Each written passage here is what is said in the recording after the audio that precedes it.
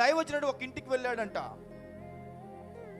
వెళ్తే ఆ ఇంట్లో అమ్మ అంట తొందర పడుతుందంట. రే దైవజనుడు రాక వచ్చాడు రా, చాలా బిజీగా ఉంటాడు, లేక మన గ్రామం గుండా వెళ్ళిపోతూ ఉంటే దైవజనుడు చూసి దైవజనుడు పిలిపించుకున్నాడు మన ఇంటికి అని చెప్పి తన కొడుక్కి త్వరపెడుతూ తన కొడుకు గురించి ప్రార్థన చేయమని తల్లి విలపిస్తుంది. కొడుకు తలస్నానం చేసుకుని ప్రార్థించుకోవడానికి దైవజనుడి దగ్గరికి వచ్చాడు. వచ్చి అంటున్న మాట ఏంటో, సార్ ప్రార్థన చేస్తారు కానీ నాకు ప్రార్థన చేసే దానికంటే ముందు మా అమ్మకు ప్రార్థన చేయండి అన్నాడు. ఏమన్నాడు? మా అమ్మ కోసం ప్రార్థన చేయండి.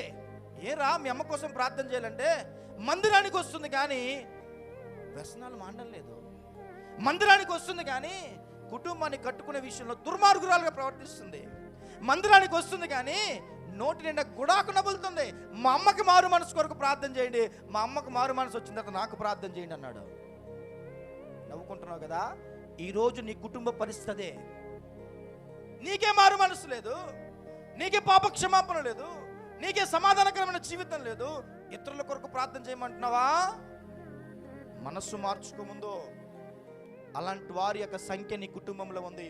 వారు ఎవరు అని అంటే ఇంకా మారు మనస్సులోనికి రానివారు. వారిని ఎట్లా నువ్వు మారు మనసులోకి నడిపిస్తావు? మరి వారిని ఎట్లా నువ్వు దేవుని కొరకు నిలబడతావు? మరి వారిని ఎట్లా నువ్వు ప్రభు కొరకు రోషం కలిగిన వాడిగా తయారు చేస్తావు?